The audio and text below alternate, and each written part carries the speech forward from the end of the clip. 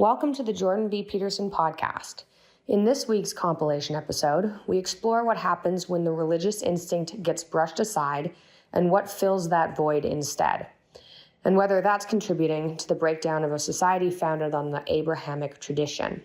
Nietzsche has his famous God quote, "God is dead, God remains dead, and we have killed him.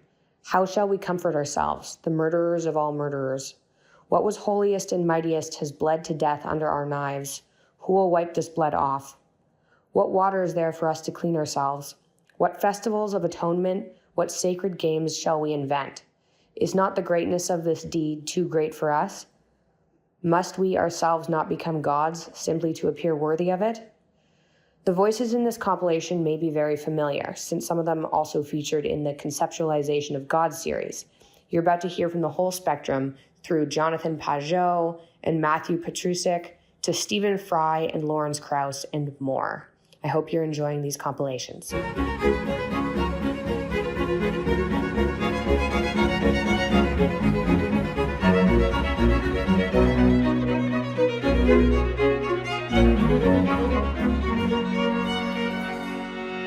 You know, the number of people that have become Christian because of you is hilarious.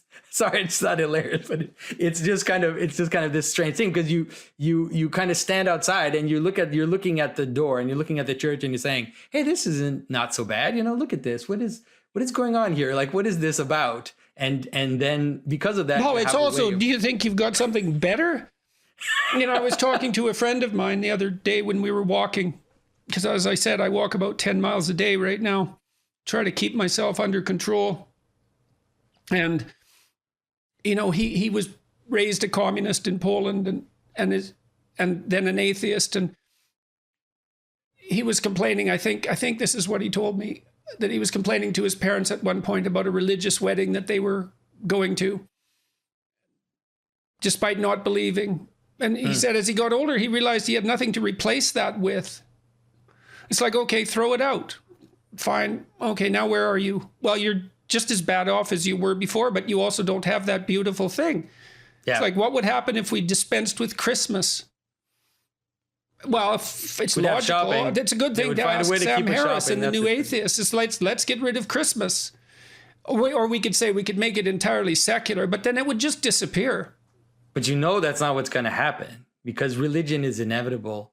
And we're seeing it coming back in very strange ways. It's going to be a weird, woke, identitarian religion, which is going to come back. That's why. And primitive, you know, part of it's going to be tribalist. Intent doesn't matter. Yeah. Can you believe that? Yeah. So it's a scary thing. Like, you could say that's one of the failures of the New Atheists, is that they partly led to the new woke phenomena, because they didn't realize that you can't get rid of religion. You can't get rid of rituals. You can't get rid of the problems and opportunities of identity. All of these things are going to come back. If you try to brush them aside, then they're going to come back in very weird ways. And without you realizing what's going on, you'll have people kneeling to a shrine of a man who was killed by police and putting a halo on his head, and and self-mortifying themselves and doing all kinds of insane things, or that look to you insane, but that you need to understand it's just this religious impulse gone off the rails. So. Yes. And then the question is, what's the right place for it? That's right. You know, I've thought I suppose it's a form of comedy, that Catholicism is as sane as people get. You know, it's Baroque, right? And it's Gothic, not Baroque. It's Gothic. It's dark. It has the same aesthetic in some sense as a horror film. And I'm not saying something denigrating by that. I mean, it's part of its strange mystery. And all that strangeness is necessary, because people would be much more insane without it than they are with it. It's a container for that religious impulse, and that impulse is to the good. Yeah, and the image of the crucified Christ, and also the act of communion, gathers in all the extremes together, right? It's like, if you think of the symbolism of communion, you'll notice that it gathers in every extreme, from the highest to the most transgressive. All of it comes together. It's worth unpacking that. It's ritual cannibalism in the service of God. Yeah. Yeah, but it's also seen as a normal like meal of communion, and it's then also seen as a sexual union, because there's a relationship, there's a notion in which then in the altar and in that moment of communion, there's the joining of heaven and earth. They raise up the chalice, and there's this joining, which is this image of this sexual union between God and the soul, between God and his church. And so all of it just jammed into this ritual as a kind of center of reality, would call it. And so, like you said, if you get rid of that, then you're going to have all kinds of strange, factitious versions of it that are going to pop up and are going to try to replace it. And it's leading to the fragmentation of our world and to the breakdown of the West, for sure. We make religious the next thing on the hierarchy if we don't give to what is religious its proper place. And I think the new atheists are beginning to realize this. It's like, oh, look at that. We didn't eradicate the religious spirit. No, it just moved somewhere else. It just moves somewhere yeah. and becomes pathologized by its association with that. This is Tillich's critique of ideology. Of ideology, because I think ideology is a form of idolatry. But this is Tillich's critique of idolatry, which is we cannot, and I think you've said things along this discussion that point to this. We cannot abandon our ultimate concern. Right, that's his. Yes, that's right. We can't. No, we can't. And so this isn't a negative discussion. This isn't a negative definition of God either. Because to get back to your negative theology point, I've been concentrating in my thought recently on the positive attributes of God. Yep. And so, like the drive towards unity in the motivational hierarchy. That is so Neoplatonic, Jordan. I mean, my gosh, that is so Neoplatonic. Well, we were all unconscious avatars of great philosophers, and some less unconscious than others, but it's still there. And so, but you can't do away with that drive to unity, and in some sense, you also can't critique it, because when we say the good, we assume that there's a unity between goods. I think, this is Plotinus's transmoral notion of the good, and you and Jonathan talked about the transmoral notion that there's, right, he says, look, any sort of moral or aesthetic goodness is ultimately based on the goodness of being. And he says, when are we attributing being? He says, we attribute being the more we find that there's a oneness of something. And when we understand, we are bringing things. So the knowledge is a process of oneness, and what we're doing is we're conforming to the reality, which being is a process of oneing. And when those are at one, that is when the heart starts to rest from its suffering. And I think there's something fundamentally right about that. Can I ask you something, because I think I'm getting you, and what I heard you saying is, like, let's take the metaphor of the idol and the icon fused, and if there isn't something beyond them, you can't actually pull them apart. That's what I'm hearing you say. Yes, they collapse into one another. Yes. Look what happened with the deification of Stalin and Marx and Lenin and Mao. That's not accidental. It's inevitable. And we have the deification of celebrities, and we have the deification of products, and we have the deification of ideologies. Part of what Nietzsche predicted was that the death of God, what the death of God meant, what he described and predicted, was that the death of God meant the collapse of the highest unifying value. Okay, so it's become pretty evident to me that we literally perceive the world through a hierarchy of value, and we certainly organize our social communities inside a hierarchy of value, and there has to be something at the top to unite us. Now, it isn't obvious what should be at the top. In fact, it's so not obvious that we probably can only think about that in images. We're not philosophically astute enough to actually conceptualize it. And a lot of the religious enterprise is the attempt to conceptualize that thing at the top. Now, let's say it dies because it's God and it got too abstract. Mircea Eliade, the historian of religion, said that happened many times in our history, that the top value got so abstract, it got disembodied, and people didn't know what it was anymore, how to act it out, or what it meant, and so it floated away, and then collapsed into competing claims about what should be the highest value. Well, let's say diversity, equity, compassion. Well, why shouldn't compassion be the highest value? Well, that's a reasonable thing to argue about. I think there's some credibility in the claim that love should be the highest value. Perhaps there's truth and beauty, many other issues. Okay, so the highest value collapse, we're not united anymore. Well, then we're motivated to argue about what the highest value should be. And since it's about the highest value now I have an idea, it's saving the environment, that's the highest value. Well, when you attack that, then you attack my claim to embody the highest ideal. And so you threaten me psychologically, because that's where I found some refuge and some ethical guidance. And so I'm not going to listen to your practical solutions either. And then I haven't examined what other motivations I might have. Like, well, this anti-capitalism issue, that's a terrible contamination for the environmentalist movement. Eliade had about the continual disappearance of God, because he looked at Nietzsche's pronouncement and said, well, God has vanished into the stratosphere of abstraction many times throughout history. This isn't a one-time only. The danger of an abstract God that can't be represented is that he becomes so detached from human affairs that it's as if he's not there. And so the Catholic Church maybe produces saints as intermediaries and priests to sort of link the absolute to the proximal. But I wonder too is what happened with Brexit in the UK. I mean, I thought of that in some sense as a Tower of Babel phenomenon, is that people felt that their representation in Europe was so abstract that they were no longer connected to their land, to their town, to their community.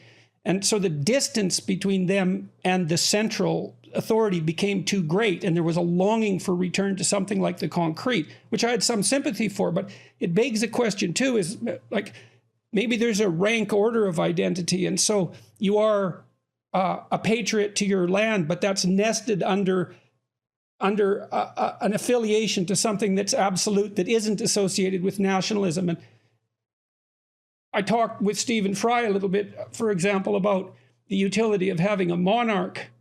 It's sort of analogous to that, is that the monarch is an abstract figure, but exists, and you can have affiliation to her, like the prime minister does, and still be in charge of the state. And it's like there's a hierarchy of identities, and the hierarchy has to be structured properly, or the parts start to contain the whole in a way that's pathological.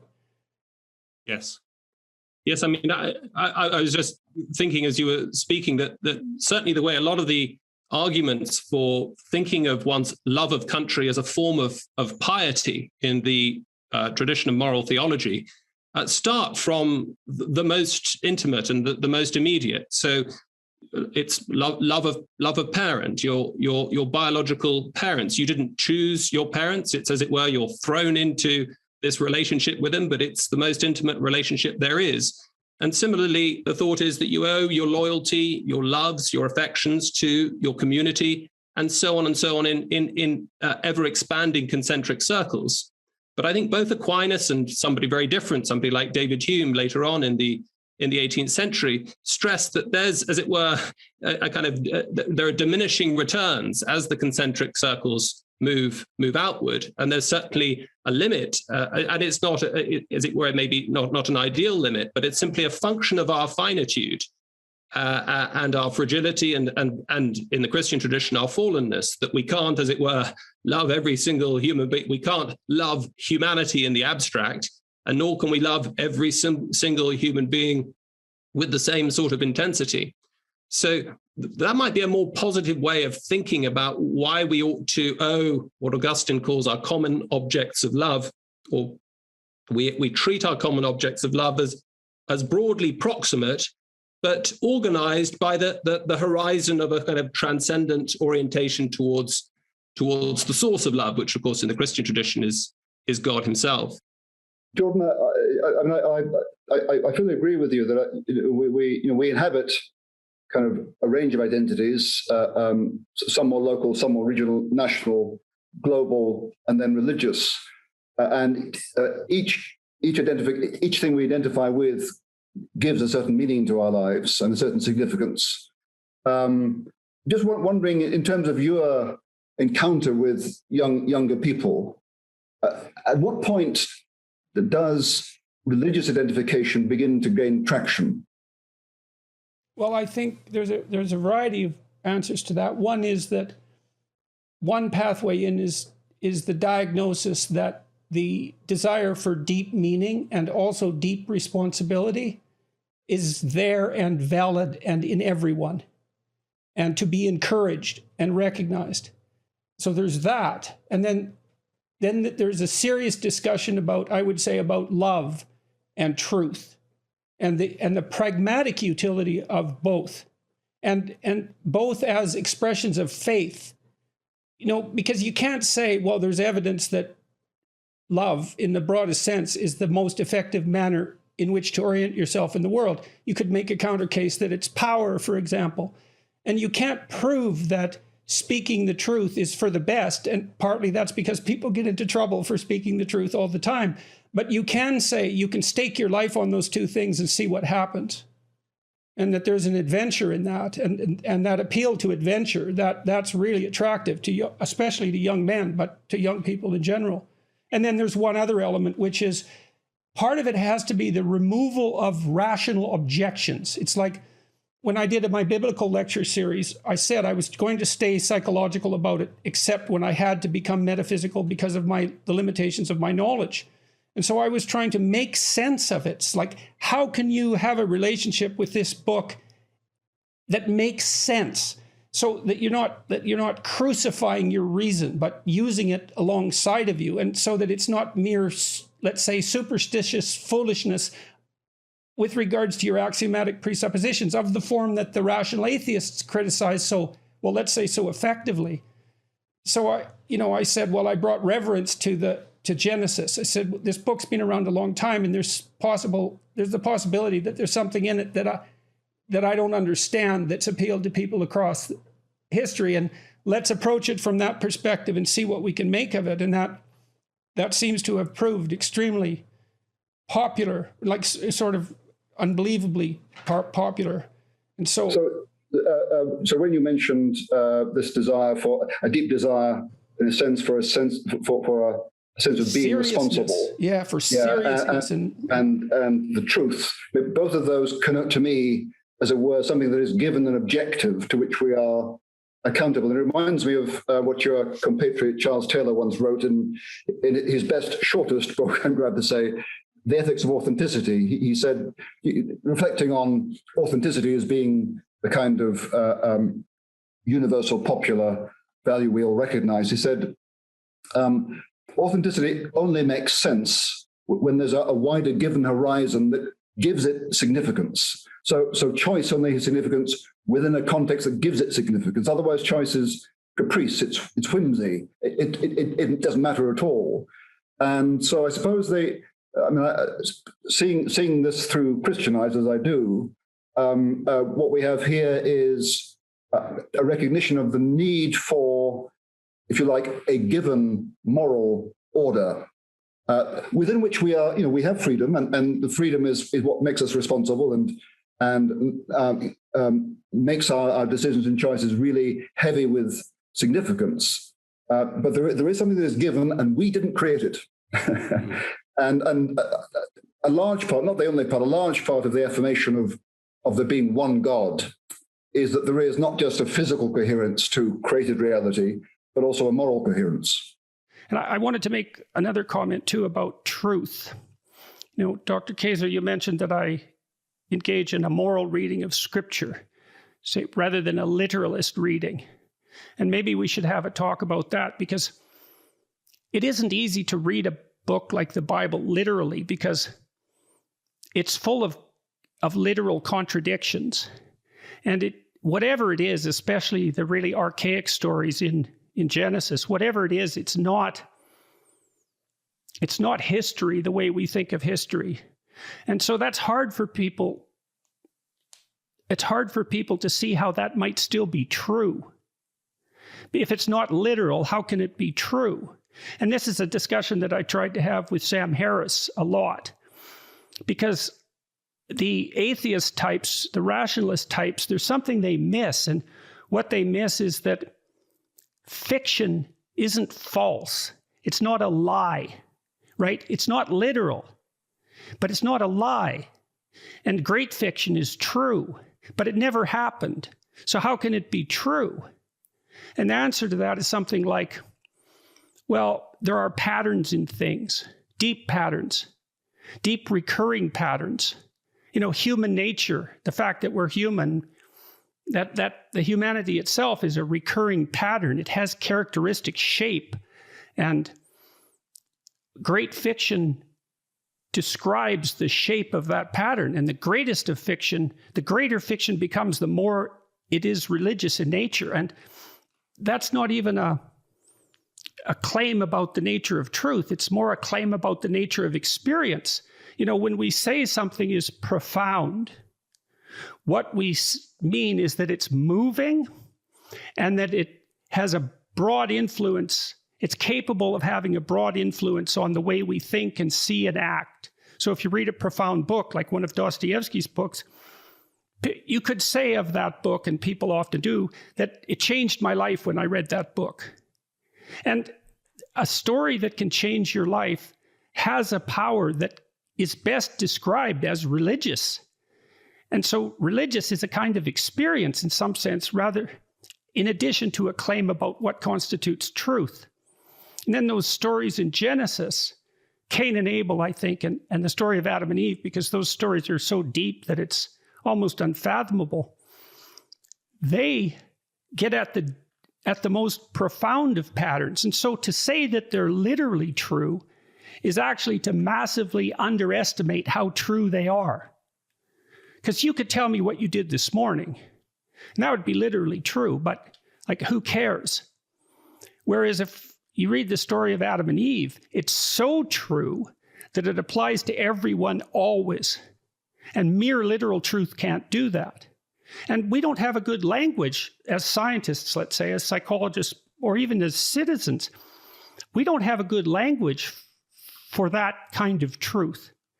And so, well, I guess I'd like your thoughts about that idea.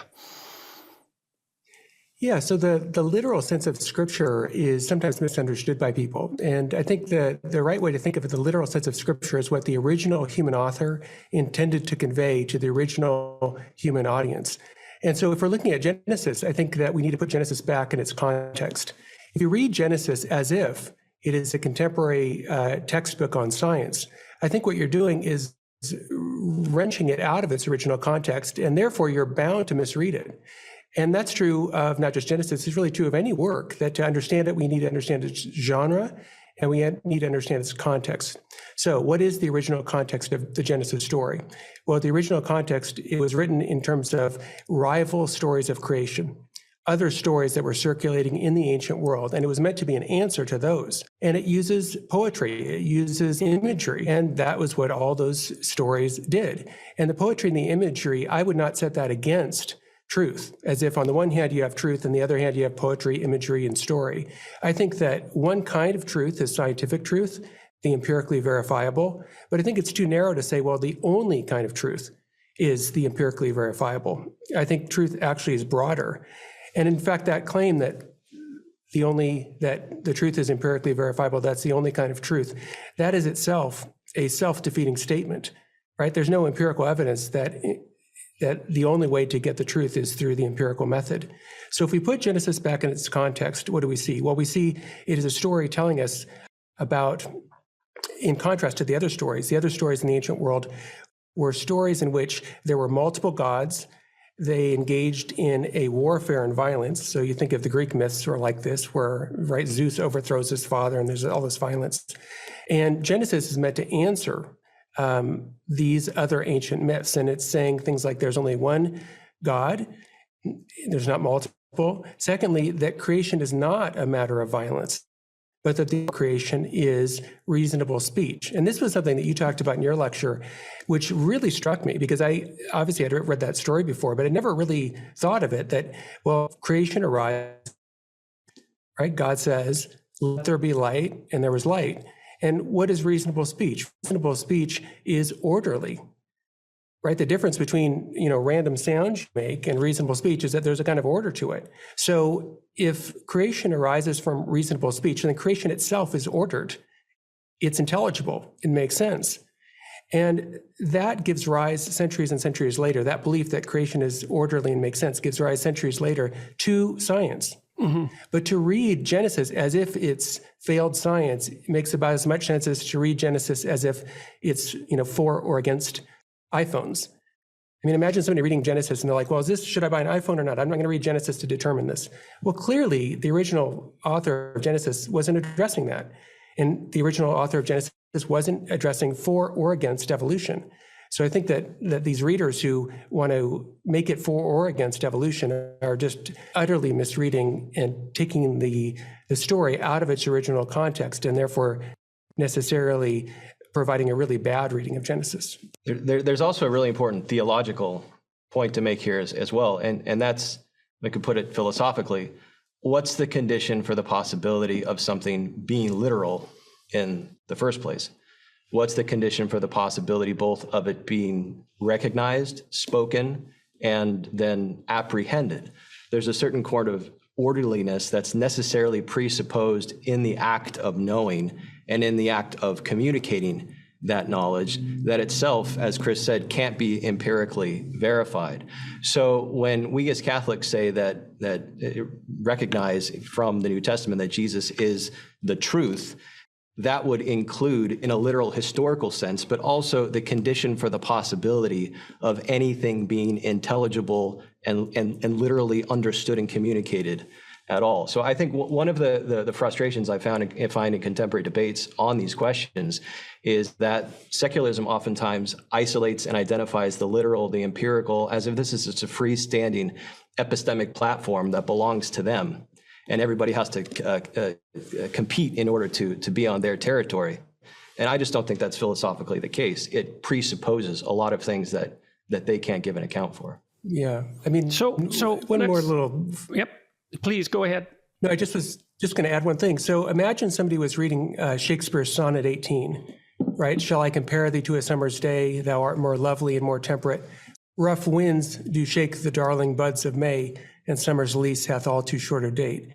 So imagine somebody reads that and they're like, okay, Shakespeare's a meteorologist, he's a weatherman, and I'm going to look up in the almanac to see if May had rough winds. And that turns out there's no rough winds in May. Oh, Shakespeare, you're about it at telling us about the weather. Well, I think that's obviously a radical misunderstanding of Shakespeare. He's not trying to tell us the weather and then failing to tell us the weather. And so I think Genesis is not trying and failing to give us scientific truths. It's just doing something totally different. And that's part of the reason I appreciated your lectures, is that you highlighted the reality that the author of Genesis is trying to communicate very important truths, but not truths that are in the scientific discourse. They're true, but not scientific truths.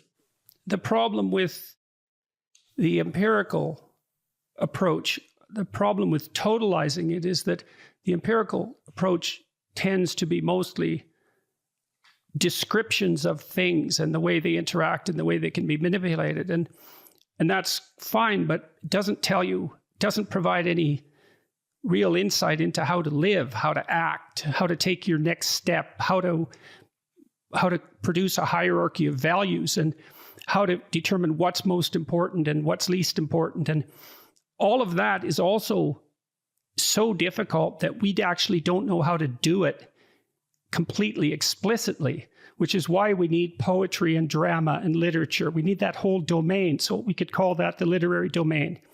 And then I think you could consider it, this might be an empirical proposition, is that the religious domain is at the base of the literary domain. And as literature gets deeper, it becomes more and more like religious writing. And so that by definition, in some sense, and I've swiped this in part, I would say, from Jung, is almost by definition that the sense of profound engagement that the most profound literature produces is what constitutes the religious. And that's a domain of experience. When you're captivated in a movie theater, when you're captivated by a story, when you're taken outside yourself, none of that has anything to do with logical argumentation. It's a whole different issue. And to me, it's tied very, very deeply to our ability to imitate and mimic. And so we're really good at that, way better than any other animal. Like language is mimicry. We use the same words. And so we're mimicking each other. But I can't mimic every person separately. I have to extract out from each person some essence of being that's admirable. And I do that person after person, and I try to imitate that. And then that core thing that's admirable that I imitate, that's, as far as I'm concerned, that's psychologically equivalent to Christ. Whatever else Christ is, that's why he's sometimes described as the King of Kings. It's like if the king is the thing that's at the top of the hierarchy, and then you look at all hierarchies and you take the thing that's at the top of all hierarchies of value, then that figure, when you see reflections of that figure anywhere, it produces awe and respect. And that's because that pattern constitutes the appropriate way to act, just as when you see the opposite of that pattern, which might be in its most fundamental essence satanic or demonic, it's something that's ultimately evil, that produces revulsion and terror. And that's all instinctual. It's not in the domain of rationality precisely. It's way, way deeper than that.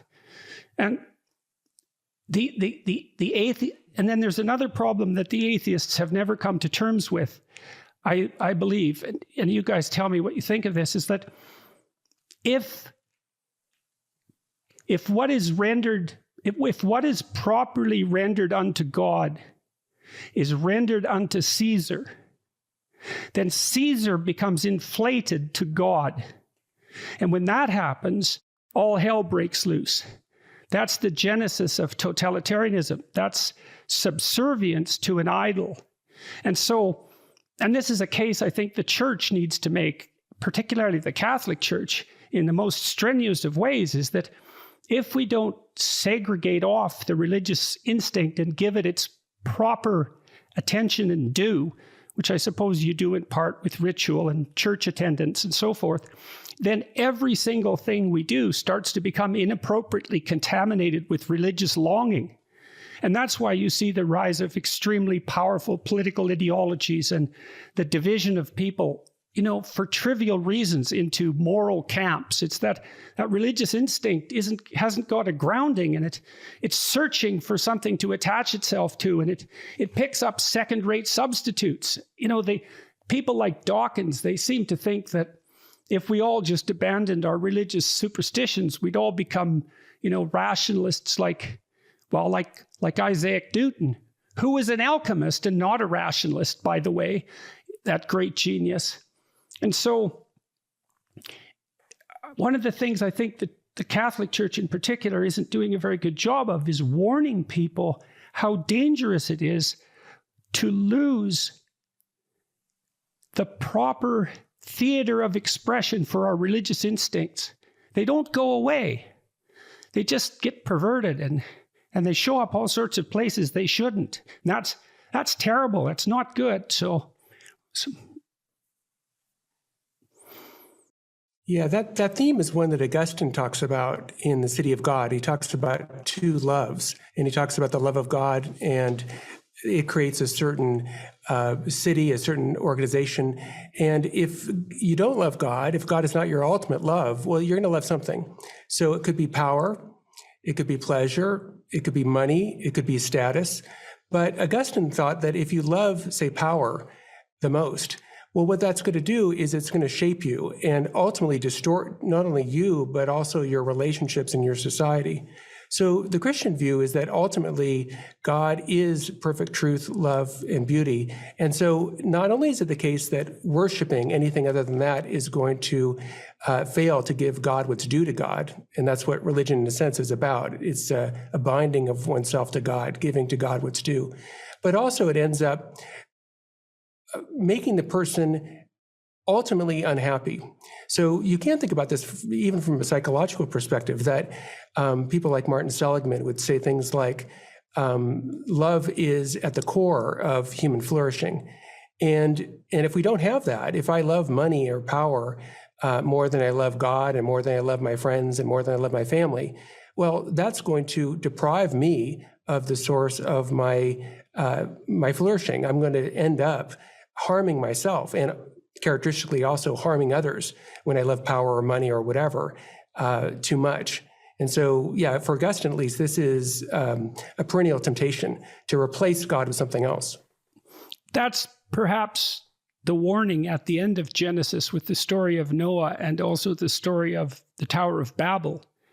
Because the Tower of Babel is people get together and they try to build an edifice that's absolute in some sense, right? It's a building that's under the control. It's an edifice that's of human manufacture, and it becomes larger and larger and larger, and then it devolves into a kind of chaos.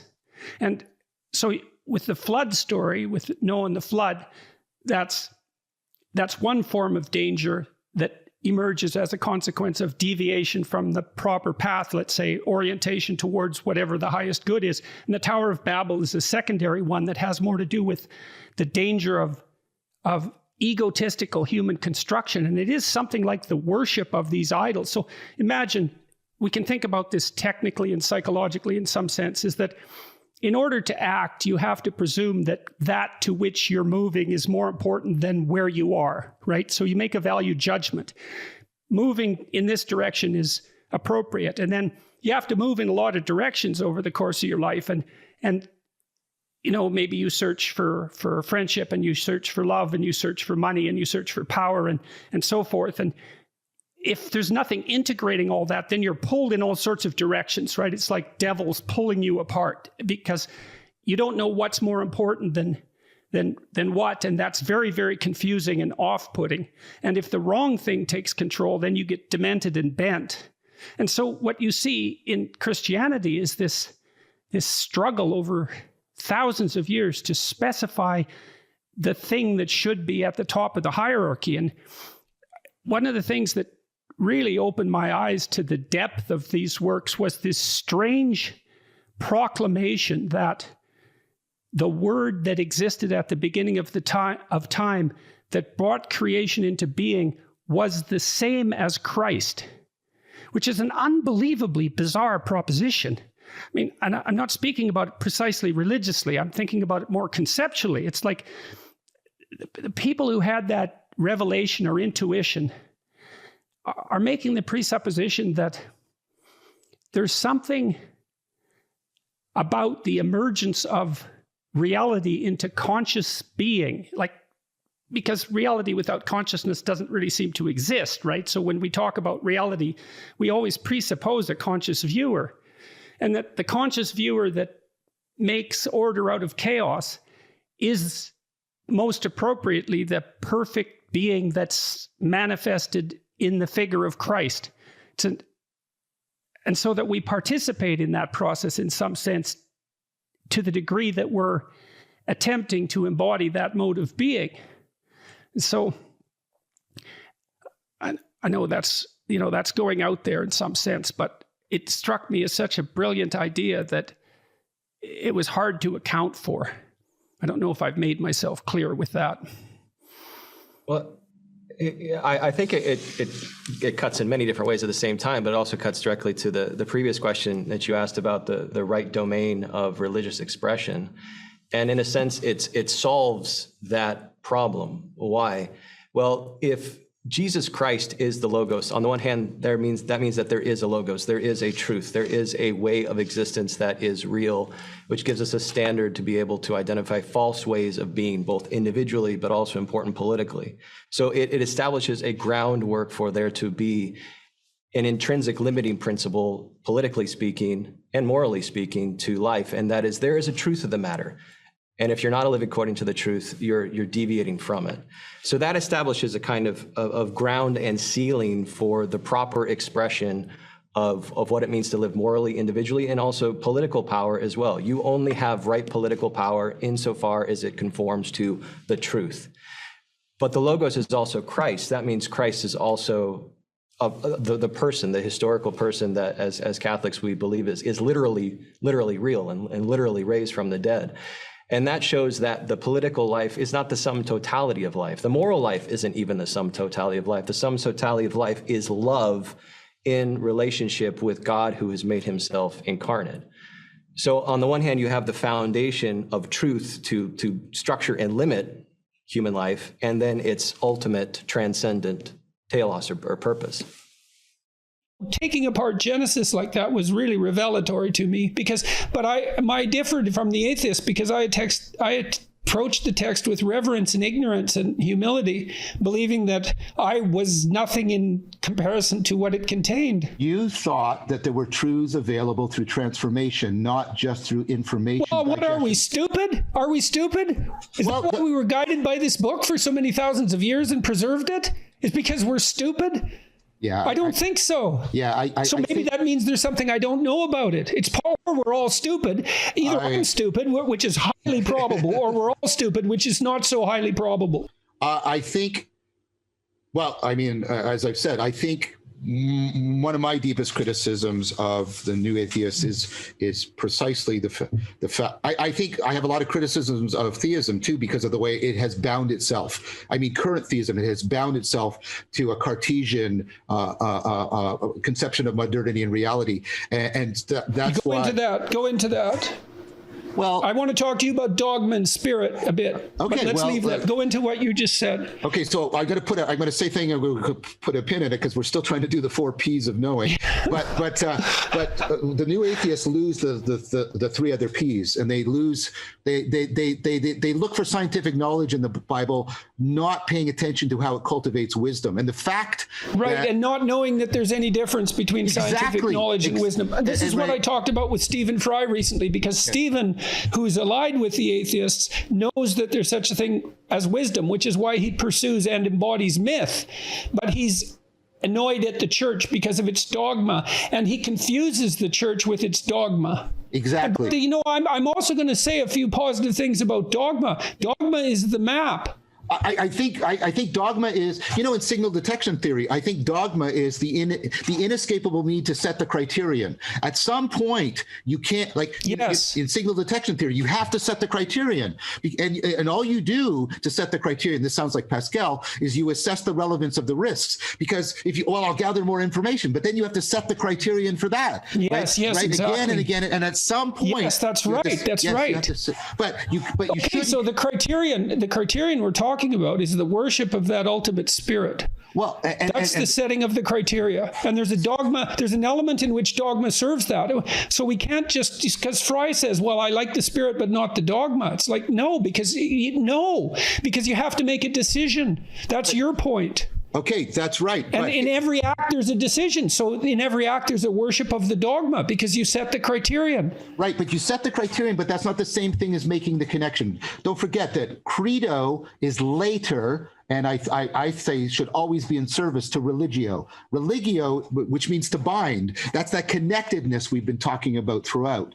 And the point about setting the criterion, and this is like a William James thing to say, the point of setting the criterion is to get as reliable a continuity of religio as you possibly can. And when credo goes from giving your heart to I assert, we stop making credo, we stop conceiving of credo in a way that sees it integrally in service of religio. This episode was brought to you by Shopify. Selling or providing an online service can be a hassle if you think about it in terms of actually physically moving and setting up shop, but really, really enticing if you do it with Shopify. Give it some time and you'll be making passive income or kicking yourself for not doing it. It can be a bit scary, but that's also part of the beauty, the sense of adventure in starting something new. Shopify looks great and makes it all easy. You can customize your store with zero design or coding experience, and their 24/7 support team's right behind you if anything comes up. Shopify makes it easy to run a successful online business. I'm actually using them for my electrolytes. Stay tuned for that. But seriously, every 28 seconds, someone makes their first sale on Shopify. Partly because they accept all major payment methods, and partly because they have really handy tools that'll drive sales and land you customers. Set up your dream business, join over 1.7 million entrepreneurs, and go from first sale to full scale on Shopify. They have a special offer exclusively for JBP listeners. Go to shopify.com/JBP, all lowercase, and get a free 14-day trial. That's full access to their premium features, and that really does the legwork. Don't miss out on extra income. Start selling today at shopify.com/JBP, all lowercase, and get a free 14-day trial. This episode was sponsored by Headspace. I've been using Headspace for maybe 3 years, 4 years. We've all heard someone say how with just a few minutes off to themselves every day, they changed the way they handled problems. But probably the biggest difference is having an off switch. That knowledge that no matter how stressful things get, you'll always have a safe area where you're calm and centered. Not to mention that off switch is key for good sleep or to calm yourself down when you're anxious or stressed or mindlessly scrolling until it's 3 a.m. So here's an extra New Year's resolution. Take a small step today and try Headspace. This year, start working towards the simple daily routines that could end up having a huge impact on your life. It makes meditation easy and it gives you a place to relax. Headspace is also proven to improve emotional management. You can browse through their unique routines like the appreciation course, which I'm highlighting because that's an important area to work out regardless of who you are. However you're feeling though, Headspace can't hurt. Actually, the worse you feel, the more you need this. Go to headspace.com/JBP and try a free month of their entire library. A recent study showed Headspace can reduce stress by 14% in just 2 weeks, which is amazing. But even better news, there are at least 4 weeks in that free month that's waiting at headspace.com/JBP. Again, headspace.com/JBP. One of the things that I've been so delighted by is my observation that there's a tremendous hunger for serious conversation. Yeah. Public hunger for it. And when I have engaged in my lectures, I'm always extending myself to my limits of thought. Like that's what the lecture is. It's an attempt to go past what I think. And there's absolutely no doubt that everyone in the audience is on board with that. I mean, it was the case when I debated Sam Harris, for example, that discussion, which, was as technically complex as Sam and I could make it. And, and that might not be as philosophically complex as the absolute ideal, but it wasn't dumbed down by any stretch of the imagination. And there's no reason that if you spoon feed that material, it catches no one. And I can tell you this: those new atheists, so Sam and Hitchens and Dawkins, those guys, they were good evangelizers. I mean, for their position, I deal with young people all the time. And they didn't dumb it down either. They didn't dumb it down. They had the two things I talked about. They were intelligent and they were passionately committed to it. But every day on the internet, when I go into these comm boxes, I hear the phraseologies from Hitchens and Dawkins and Sam Harris. A lot of young people read them.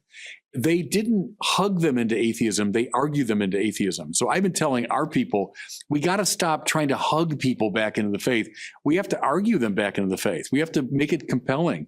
And the problem with the atheists is that they don't have the best they can offer is something like a materialistic utopia. And I've got nothing against that. Like I've been talking to people like Bjorn Lomborg and who lay out this vision of an increasingly wealthy world where absolute poverty is a thing of the past and where people can take the levels of health that are more or less taken for granted in the West, for granted everywhere in the world, through a process of incremental economic improvement. And, more power to that, I think. Yeah. But I also know that isn't a sufficient story. And there's a kind of despair that goes along with material security because the adventure is drained out of it. And Dostoevsky touches on this, and this is where I really learned this when I first encountered this idea. Dostoevsky in Notes from Underground says, look, this is something you have to understand. If you gave people everything they need so that they had nothing to do but eat cakes and busy themselves with the continuation of the species, if they were so happy that nothing but bubbles of bliss would appear on the surface of the water that they were in, they would smash it all to pieces just so that something adventurous and unique could happen. And so there has to be a call to a higher order of spiritual being, let's say, or psychological being that accompanies that materialism, or we won't even accept it. It'll kill us. No, absolutely. It'll smother us. It's got to be the call to sanctity.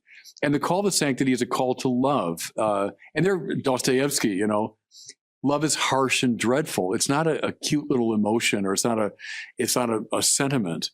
Real love is harsh and dreadful because it means going into the place where people are suffering and becoming another Christ and bearing the burdens of the world. that's serious business. Love is and something awful about it, but when you summon But someone, there's also something awful about the judgment, because if you love someone, you also hold them to a standard. yeah, you will their good, right? And that means holding to a standard. I see you as a border figure. You've got one foot in the rationalist, humanist, atheist, empiricist world, firmly planted. But then there's the artist in you, which is a major part of your personality, and obviously a part that's incredibly productive and very well received, and that has an intellectual end as well. That domain, that second domain that you occupy, isn't formalized. The investigation of that isn't formalized as well by the atheist community. No, you're right. They lose what's there, and they don't value it properly. And that's a problem. Like with Dawkins, for example, I get letters from lots and lots of people, and lots of them are nihilistic. And because they're nihilistic, they're suicidal. I had a friend, I went for a walk with him the other week, and he was a communist, atheist when he was a kid. He grew up in Poland, and he had criticized his family for celebrating Christmas because it was irrational. And then he realized at one point, he said, I could kill Christmas and we just have another weekend. That wouldn't actually, right, because there's a magic there that rationalism can destroy. And for reasons... I have exactly that problem politically with the royal family, which on the face of it is, of course, preposterous, more preposterous even than Christmas and religion is the idea that we still have a royal family. But part of my belief in ceremony and ritual and symbolism is I look at America and I think if only Donald Trump and now Biden, if every week they had to walk up the hill and go into a mansion in Washington and there was Uncle Sam in a top hat and striped trousers, a living embodiment of their nation, more important than they were. That's the key. Uncle Sam, is America. The president is a fly-by-night politician voted for by less than half the population, and he has to bow in front of this personification of his country every week. And that personification, Uncle Sam can't tell him what to do. Uncle Sam can't say, no, pass this act and don't pass that act and free these people, give them a pardon. All he can do is say, tell me, young fella, what you done this week. And he'll bow and say, well, Uncle Sam, say, oh, you think that's the right thing for my country? Well, that's what a constitutional monarchy is. And of course it's absurd. But the fact that Churchill and Thatcher and everyone had to bow every week in front of this There's something. And also, empirically, look at the happiest countries in the world. That's all you need do. And they happen to be constitutional monarchies. Norway, Sweden, Benelux, all this, Japan, they're always right up there on the list. Now, it may be that we can't find the causal link between their constitutional monarchy, but it might just be something to do with that. And that's it's a way of answering your question. In the same with religion, is that I can see the absurdities of the claims of many religions, and I can see the history of the wickedness and oppression and suppression, particularly in my own instance, being gay, growing up gay, and there's a long history of religion in particular being intolerant. And to this day, even this Pope Francis, whom I had some hopes for, seems to be beginning to add to an ancient slander and nonsensical attitude towards sexuality, which is extremely annoying and upsetting. But, I kind of, that doesn't mean I throw the whole baby out with the bathwater. I can see, in the same way that I don't believe in Greek mythology, in actual fact, I don't believe that on Olympus Zeus lived there with his wife Hera, but I do believe Hermes and Hera and Zeus live within us. There is a Hermes inside me. There is a trickster, a liar, a joker, a cute, funny side, as well as a harmonic Apollonian and a bestial Dionysian side with his appetitive and addictive and frenzied. And I see the value and the truth in those religious manifestations, those principles, those elements of my character and the character of the human family.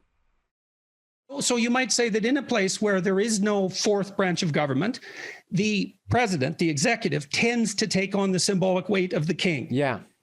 Okay, we agree on that. That's possible anyways. Absolutely. Okay, I think it's one of the problems of American politics. Yeah. Mm-hmm. Okay, and now I would say that's also related to the problem of the separation of church and state. And one of the things the West seems to have got right is the idea that we should render unto Caesar what is Caesar's and render unto God what is God's. Well, it's an analogous idea. That's okay. You don't I'll just continue where I'm going. I need that to be described more, but okay, yeah. Mm-hmm. Yeah. Well, imagine there's a practical necessity for the separation of the religious impulse from the political impulse. But imagine that there's a psychological necessity for that too. Okay. And that if there aren't domains specified out for the different domains of practical thought, political, economic, religious, then they contaminate each other. And what happens is you don't get rid of the religion. You contaminate the politics with it. Mm-hmm. Okay. And so now I've been watching what's been happening to Richard Dawkins, for example. Yeah. Right. And now Richard's idea, and I'm an admirer of Dawkins. He can think, I mean, he's brilliant. And I've read his books. I understand what he's doing and why. And I get his argument. I think it's incomplete for reasons we could get into and probably will. But I think there's something missing there. And then it's playing out is that when you remove the religious sphere and you confuse it with superstition, or you fail to discriminate between the valid elements of it and the superstitious elements, you don't get rid of the religious impulse. It goes somewhere else. Oh, yeah. And I think if you're saying it's going into secular religiosity now, well, what do you think? I agree. I mean, what does it look like to you? No, I said that I've written on it, and that was my argument. Is that we're seeing many of the aspects of religion being manifest in secular arguments, as someone pointed out. The only difference being, unlike at least the Christian religion, there's no possibility of absolution, which is but that's not funny. Yeah, I know, right? it's That's not funny. seriously not funny. I know. But I agree with you. I know it's serious and not funny. Believe me, I know it very well. I know you do. I know, but that also points out what a remarkable achievement the idea of absolution is, because it's like the presumption of innocence. Those two things those are miraculous. Yeah, well, I agree. Constructs of thought. I agree, and I would argue that religion, on the whole, has not been a good thing for people. Okay, that's the first argument. But we shouldn't realize. We have to realize that in order that it does serve an evolutionary purpose, if you want to call it purpose, it's there because it has survived all of societies because it meets some human needs in one way or another. And therefore, we have to ask, what needs does it satisfy, and realize what they are, and how can we provide them without the fairy tales? So I guess... Yes, we definitely do have to ask that question. The problem with the new atheists is not so much their atheism, it's their a priori commitment to the doctrine of metaphysical naturalism, which is roughly the idea that all truths are scientific truths or reducible to scientific truths. And it's a non-starter. The far more interesting golden thread that you talked about earlier, sometimes known as the perennial philosophy. Yes, exactly that. It is the thought that being, capital B, being, is the fundamental metaphysical question. And once you start approaching deep philosophical problems in that way, then you do start to see a remarkable convergence between Abrahamic monotheism, Vedanta and the Upanishads, the question of whether Brahman and Atman are one, that is to say, being and mind and the self are one. We see it. Those sorts of questions are also not particular to religious systems. So think of somebody like Heidegger. Heidegger is supposed to have spawned the great atheistic tendencies in 20th century existentialist and phenomenological philosophy. He says the fundamental question is, why is there something rather than nothing? Absolutely. Why being? Absolutely. Yeah. So, okay, so there's the metaphysical. So part of what this hinges on is the metaphysical status of consciousness. And you can make a case that that's equivalent to this question is, well, David Chalmers, who's maybe the most well-known cognitive scientist studying consciousness, he has one set of the hard question, the hard question about consciousness. But for me, the hard question is the question of being itself, because I can't distinguish between being and awareness. You can think, well, there's an objective world without subjectivity. It's like, well, try to think that through and see how far you get. You just run into problem after problem with it. And I mean, there's technical problems at the level of physics as well, but there's certainly metaphysical problems. And so then the question is, well, what is the cosmological significance of consciousness? And that's a central question, right? Maybe that's the central question. And when I look at the inside of a Christian cathedral and I see the logos spread out against the sky, because that's what the dome is, affiliated with the sun, there's this proposition that consciousness is what engenders reality itself, and that we partake in that. And let's say we abandon that notion. It's like, okay, well then, do you have any dignity as an individual?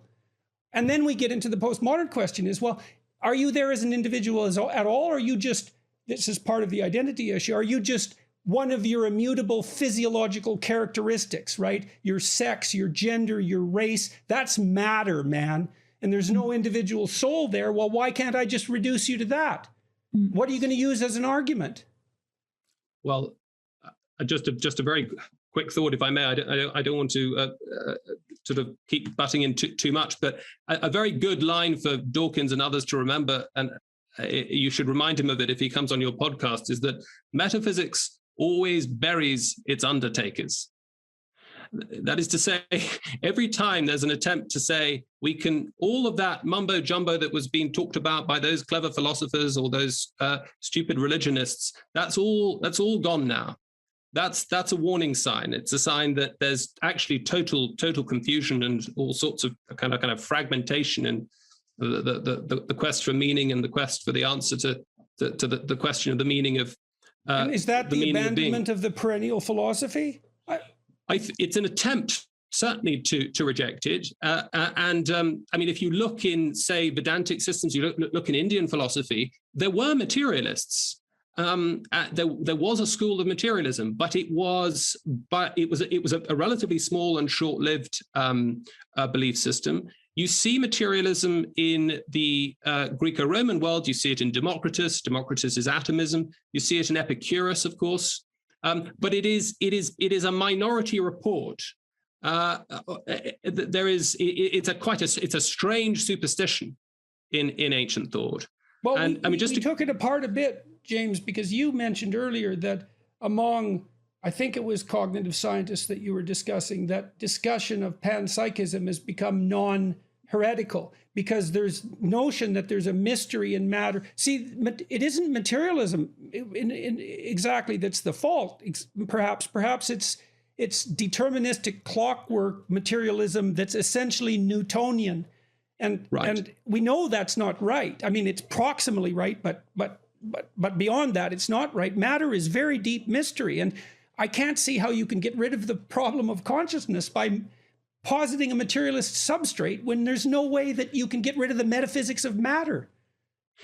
Very quickly, I mean, you mentioned David Chalmers. As you say, this brilliant young philosopher who in 1994 published his PhD thesis, The Conscious Mind, which brought back onto the table what he called the hard problem of consciousness. And he parsed that in different ways, that there's something absolutely irreducible about qualitative experience. But the problem that then opens up, that then I think leads him towards taking panpsychism very, very seriously, this is just really in the last 10 years, I think, is the idea, well, okay, we've got consciousness. It's a hard problem. We just can't get rid of it. And yet we can't get rid of matter either. We can't get rid of the truths of the physical sciences. But we can't work out how on earth these fit together. They couldn't be laws of nature. They couldn't be psychoanalytic or psychological laws. The laws of thought are fundamentally different from the laws of nature. So how do we fit these two together? And panpsychism at that point, though it might seem crazy to the person on the street, suddenly starts to seem quite an attractive account of the nature of ultimate reality. And I suppose just as a quick footnote to that, once you're there, materialism, Dawkinsian materialism is Dickensian and long gone. And the dialogue between the perennial philosophy and Anglophone philosophy of panpsychists is back on. So elaborate on that. That's what stopped me exactly, because now I'm trying to figure out, well, there's this, we should define panpsychism again for the audience, but then, okay, so what sort of dialogue does that open up as far as you're concerned?